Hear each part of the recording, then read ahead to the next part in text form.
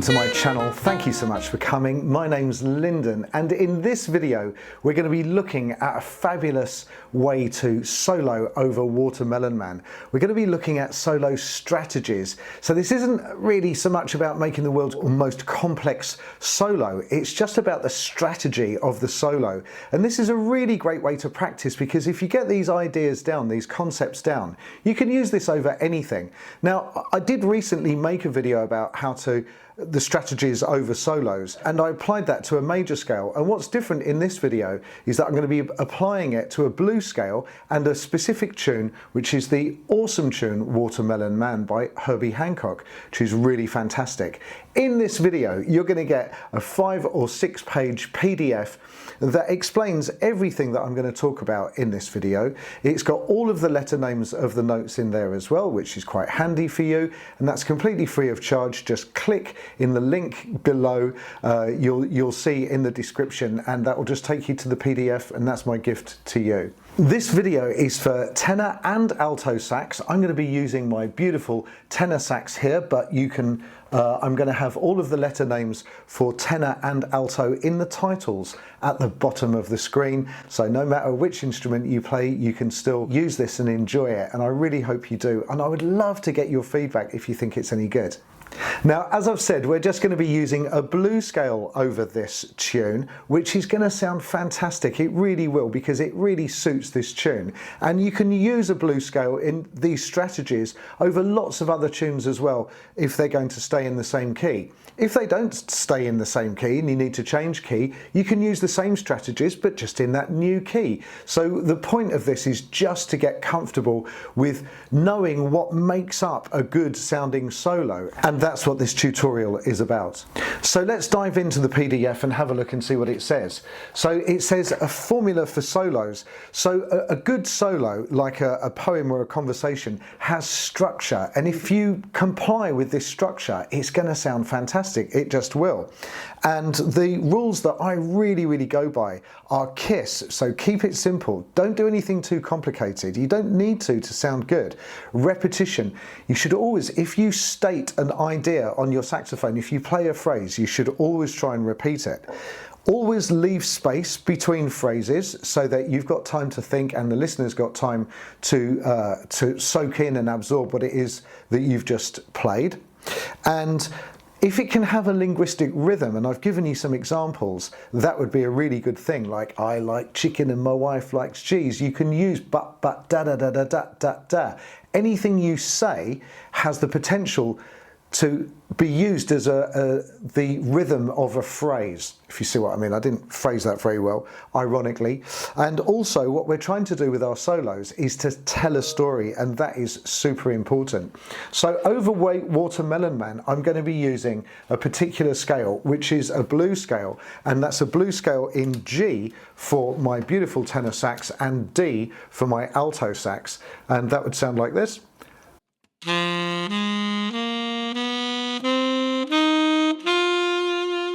Coming down from there.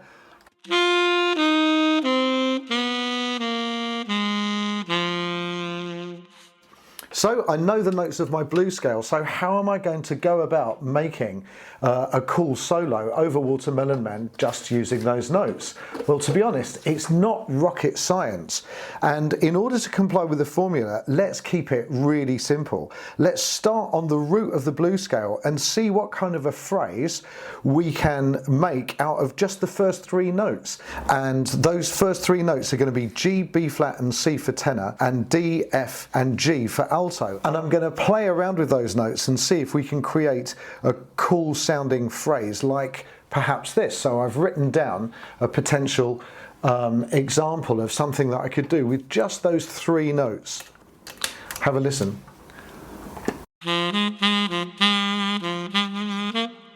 Sounds really nice already. It just sounds like a linguistic phrase. So the next thing to do is to think about the second rule of the formula, which is to use repetition and develop the idea. So keeping it simple, we'll repeat the idea and just change the end to give the phrase a cool question and answer like feel. So let's have a look at that. This is exactly the same phrase, but I'm just changing the end. So that's the second part of the phrase. So now I've got a really viable first phrase. Then.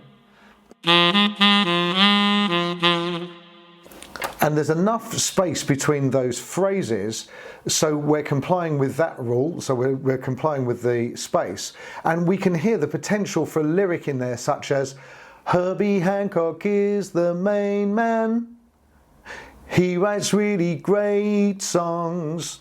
So if I was to play that over my fantastic quartet backing track, I've got 4 bars intro, so have a listen.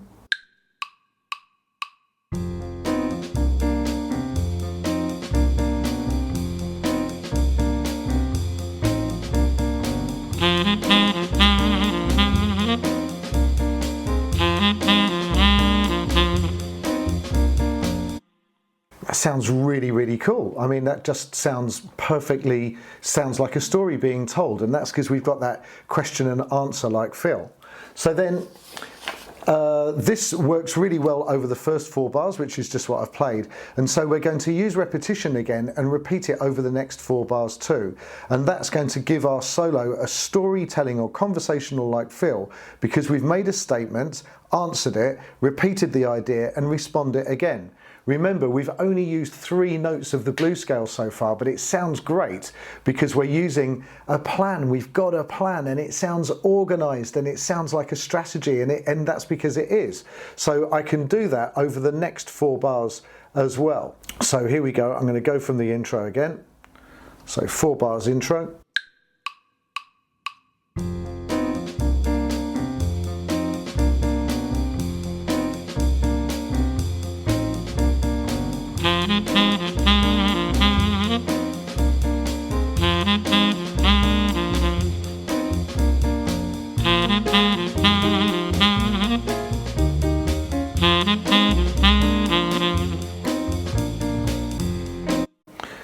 Sounds great. It sounds really, really great. It's the start of an interesting story. And can you feel like you're ready to hear the next section? So now we've explored our first idea, we can make another musical statement because I've kind of explored that idea. Let's keep it simple again, so we can start on the root of the blues scale, go up to the 5th note of the scale and descend back down to the root. So it's still a really, really straightforward idea, and bouncing back up to the next note in the sequence. And as you can see, I've written that down for you, and that would sound like this.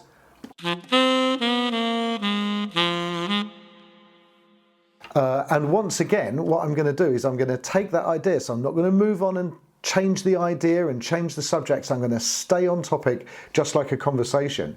I'm going to, once again, we'll repeat the idea, changing it at the end by missing off a note. You can hear how question and answer this development makes it sound. So have a listen.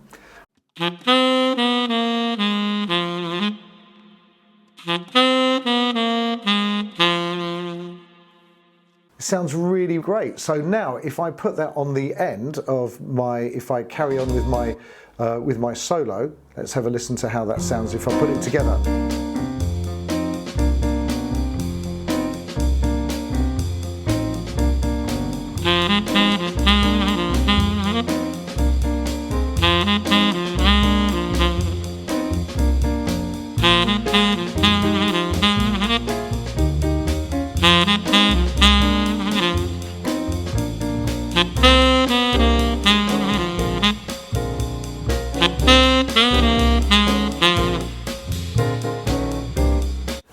Sounds really nice, and that's again, you've got loads of structure there, so the more structure you build into your solo, the better it's going to sound. And this also fits lyrically, so you could easily fit lyrics to this. It would be something like, I love Cantaloupe Island and Watermelon Man. So that kind of fits with lyrics as well, so it sounds lyrical. And then it says we have just 4 bars left to fill, so we're going to continue with the same idea and then change the final phrase to create a kind of end of story feel. And so for the tenor, I'm going to continue with the same phrase. Then I'm going to add. And that sounds great. And it's just a variation on the last phrase. So it all sounds really nice and connected. By the way, before we apply this fully, if you go to my website, saxmadesimple.com, I've got a half-hour tutorial for you for alto and for tenor sax, which explores more of these ideas, and it takes you through all of the chords.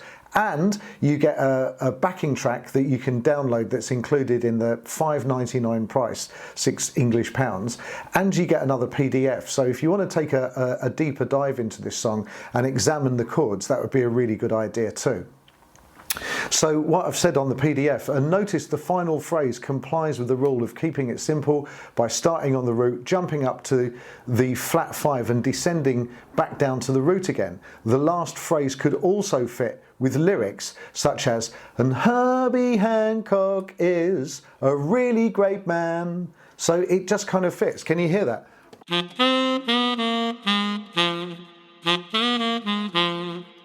Herbie Hancock is a really great man. So it fits lyrically as well, and that's really important. Try and make your solos lyrically. So if we can learn these phrases so that we can reliably and accurately play them at will, then we can use exactly the same structure for a second chorus, but this time we can develop and extend the phrases. So it really does take effort and discipline to resist the urge to overdevelop or overextend the phrases, which may result in us losing track of what we're doing or where we are. So if you remember to develop very gradually and focus on strengthening the main phrase ideas, this will help and be applicable over anything that you solo over. So it's not just Watermelon Man. This will work. This strategy will work over everything. So look, I'm going to play two choruses now. I'm going to play the original, what we've done, and you've got a PDF here which has all of the notes. And then the second chorus, I'm just going to develop it a little bit, not very much, but listen to how nice it sounds. So here we go. By the way, when I develop it, I'm only going to go one note either side of where I am. I'm really not doing anything that you can't do. I'm just going one note ahead or one note below, or maybe filling a little gap or something like that, but it'll be very, very straightforward. So have a listen.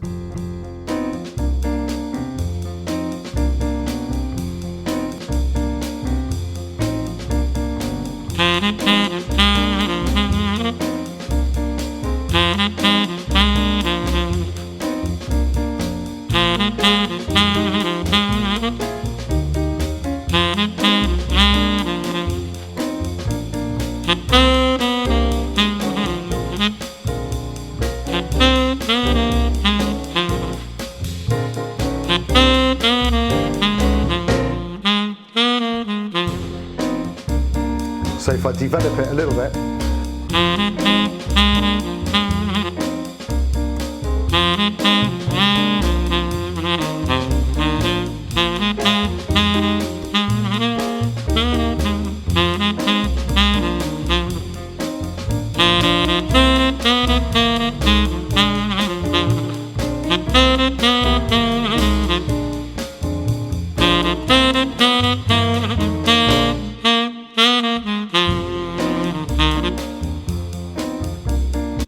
and again, I'd be more than happy to play that solo in front of Dave O'Higgins himself or Kirk Whalum himself. I would be more than happy to deliver that if I was playing at a private function or a wedding or anything, because it sounds great. Is it the world's most complex solo? No, it definitely isn't. But does it sound good? Well, I wonder what you think. I think it sounds great. I really, really do. And if you practice doing this and you could deliver that every time, you can always build up the complexity. But what I'm sharing with you is the structure. Keep it simple. Use repetition. Use space. Tell a story. Make it lyrical. And if you apply these principles to any of your solos, it's definitely going to help. Please go visit my website, saxmadesimple.com. Help yourself to all the free stuff.